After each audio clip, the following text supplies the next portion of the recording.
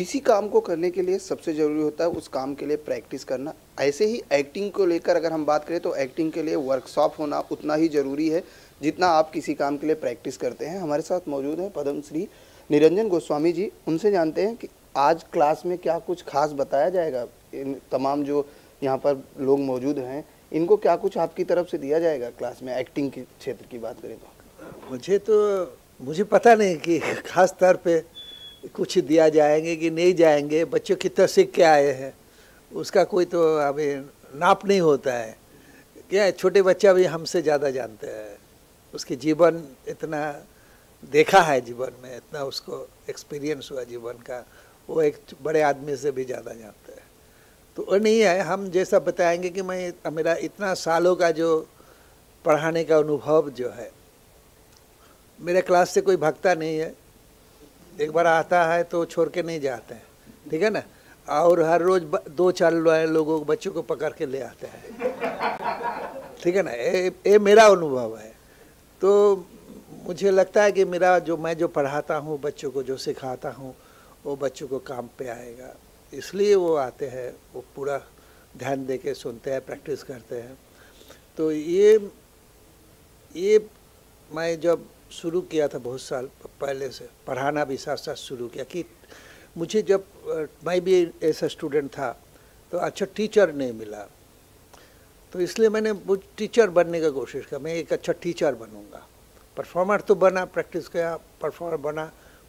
आप पत्रकार लोग बहुत तारीफ़ किया, आगे बढ़ाया, हाँ ठीक है ना। इसके बाद टीचर जब बना तो स्टूडेंट मुझे और बढ़ाया, जो सर पढ़ाइए हमें भी पढ़ाइए। तो इस तरह से हमने आए हैं इधर बैच के साथ। इसके पहले भी देव का और 2-3 वर्कशॉप किया था, वो हम आए थे क्लास लेने के लिए। तो करेंगे ये सब का ना, जो स्टूडेंट जो है उनके ऊपर है, उनके ऊपर सब कुछ है। वो कितना लेंगे, क्या बर्तन लेके आए, इतना छोटा सा कटोरे लेके आ गया। वो सोचा था कि हम ज़्यादा दे दिया तो क्या होगा, वो उछल के गिर जाएगा। कि वो इतना बड़ा लेके आया, वो सोचा कि निरंजन जी आए तो इतना दे के जाएंगे ठीक है ना। हम इतना नहीं दे पाया तो खुश नहीं होगा, ठीक है ना।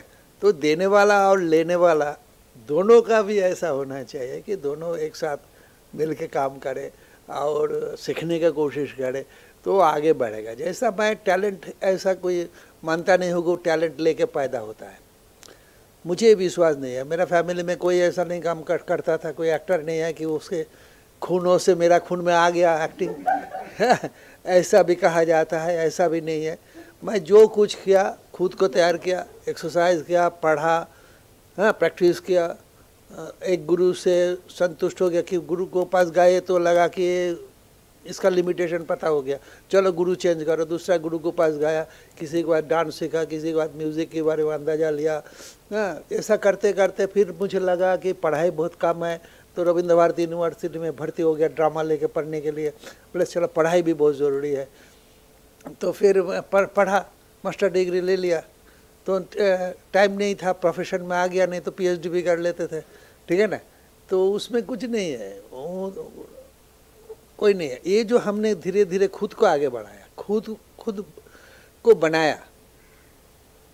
हाँ? थिएटर की बात करें तो गोस्वामी जी का नाम ना आए ऐसा हो नहीं सकता, लेकिन जब 1960 में आपने शुरुआत की थी थिएटर से, और आज के दौर में थिएटर को कहाँ पर देखते हैं?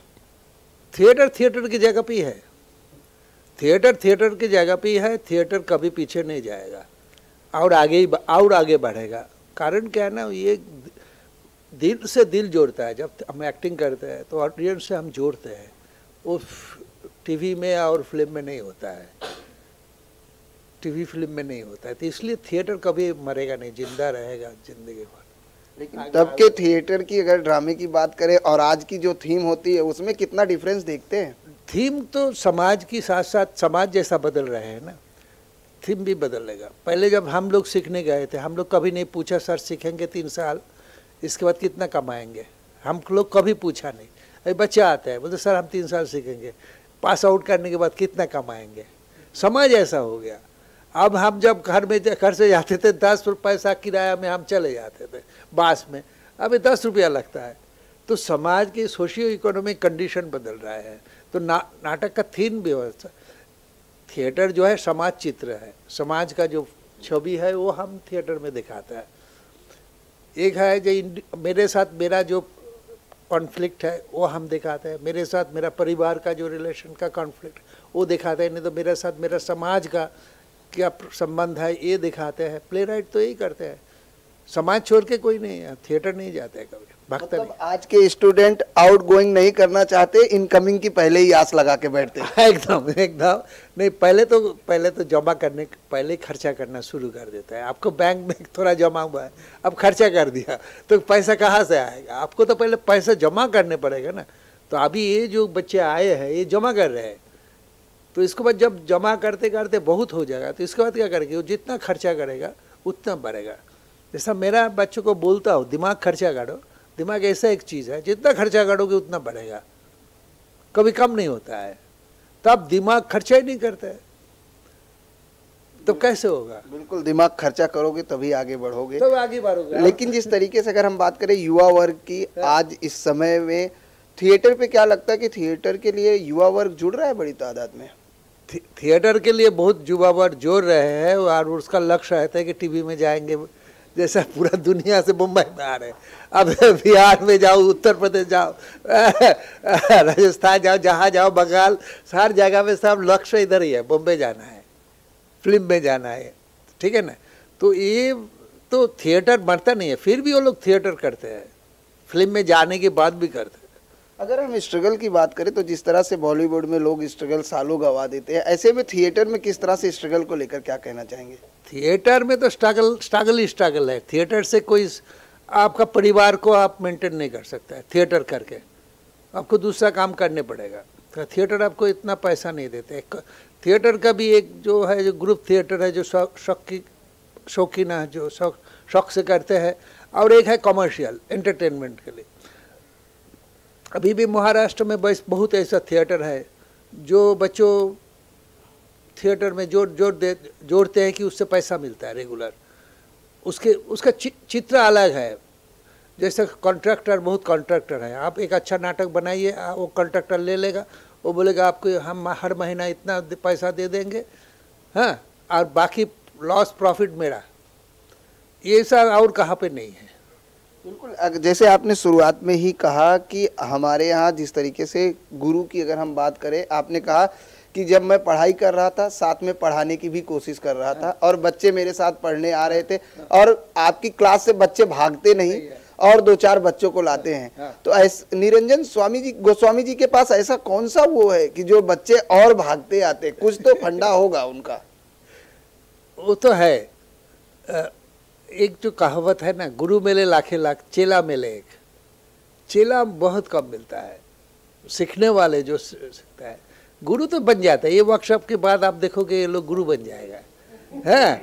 तो गुरु बनना आसान है, चेला बनना बहुत कठिन है, ठीक है ना। तो मैं अभी भी चेला ही हूँ, अभी भी मैं सीखता हूँ बच्चों से। सारे बच्चों जो वर्कशॉप में आते हैं उससे सीखता हूँ, हाँ। जो अच्छा गुरु मिल जाते हैं तो उनके पास जाके भी सीखता हूँ, ठीक है ना। तो सीखने का कोई ये नहीं है, एंडलेस है ये। आपका ज्ञान जो है ये समुद्र का माफिक है, वो आपका बढ़ते रहता है। मन में आते हैं इच्छा कि हम और सीखें और सीखें। गुरुजी, अगर मौका मिला तो क्या अभी भी निरंजन गोस्वामी को हम थिएटर एक्ट करते देखेंगे? हाँ, करते हैं ना, हम करते हैं एक्ट। अभी तो गए थे, नेपाल में करके आए, फेस्टिवल में बुलाया था। अभी ICCR ने काठमांडू भेजा था, करके आए परफॉर्मेंस। क्या थीम थी? वो हमारा एक नाटक, जो लेटेस्ट नाटक था, वो नीरू गोसाई का अम्ब्रेला। हाँ, एक अम्ब्रेला लेके कहानी है। एक अम्ब्रेला एक आदमी का कितना प्यारा होता है, ठीक है ना, कितना संभाल के रखता है। वो कभी कभी खो जाता है तो उसका कितना दुख पहुंचता है। तो एक अम्ब्रेला समाज का एक ये है, रिफ्लेक्शन है, जो छाता बहुत ज़रूरी है। तो बच्चों भी आए थे वहाँ नेपाल में परफॉर्मेंस के लिए। बोले आप देखो, आप भी आपका पिताजी का अम्ब्रेला का नीचे है, ठीक है ना। तो अम्ब्रेला इतना बड़ा होता है जिसके नीचे आते हैं। अब पिताजी है तो हमारा कोई चिंता नहीं है, वो हमारा छतरा जैसा है। तो आप जब आपका जब डेथ होता है तब भी आपको छाता जरूरत होता है। नाती आपका जो ग्रैंड चिल्ड्रन है एक छाता देता है, सिंबॉलिक, ठीक है ना। राजा लोगों को भी छाता, पीछे छाता पकड़ने लेके एक राज छत्रपति भी एक था ना, राज छत्र पकड़ के राजा का पीछे पीछे जाते हैं। अभी भी मंत्री लोगों का पीछे पीछे छाता लेके जाते हैं। तो छाता जो है ये रिप्रेजेंट करता है, छाया देते हैं आपको, कोई शेल्टर देते हैं, ये सब छाता है। वो सिंबल लिए थे हम लोग, और उससे एक परिवार का एक कहानी और समाज सब दिखाया। चलते चलते युवा वर्ग को क्या संदेश देंगे? युवा वर्ग को ऐसा है कि युवा वर्ग में ज़्यादा से ज़्यादा ऑनेस्टी है तो ऑनेस्टी से वो लोग आगे बढ़ेंगे। अभी डिसऑनेस्ट इतना लोग नहीं हुए हैं, हाँ, कि समाज खराब हो जाएगा। समाज अच्छा है, समाज में ये सब लोग रहता है, अच्छा जैसा रहता है, बुरा भी रहता है, सब रहेगा। लेकिन हमें जो होता है ना, हमें अभी ऐसा कोई लीडर नहीं मिल रहा है कि जिसको हम फॉलो करें, ठीक है ना। बाद में तो पता चल जाता है लीडर लोग क्या करते हैं। सब जब जाते हैं इधर उधर, सीबीआई पकड़ते हैं, ये पकड़ते वो पकड़ते हैं, तो पता चलता है। पहले तो हम जाते थे उसके साथ, लेकिन फॉलो करने का फिर लीडर नहीं मिल रहा है। लेकिन कहीं ना कहीं गुरुजी एक सवाल ये भी खड़ा होता है कि आज की हम फिल्मों की बात करें, टीवी सीरियल की बात करें, ऐसे में थिएटर की अगर हम बात करते हैं तो क्या लगता है दर्शक आकर्षित होते हैं थिएटर में? आप अच्छा एक्टिंग अच्छा होगा, थीम अच्छा होगा तो थिएटर होता है। आजकल भी हाउसफुल होता है, ऐसा नहीं कि सबका ही होगा।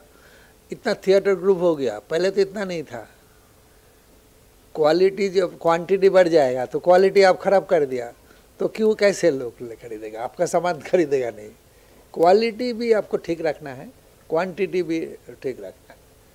धन्यवाद हमसे बात करने के लिए। ये थे निरंजन गोस्वामी जी, जिन्होंने साफ तौर से कहा कि अगर आप क्वालिटी अच्छी रखोगे तो ग्राहक अपने आप आते हैं।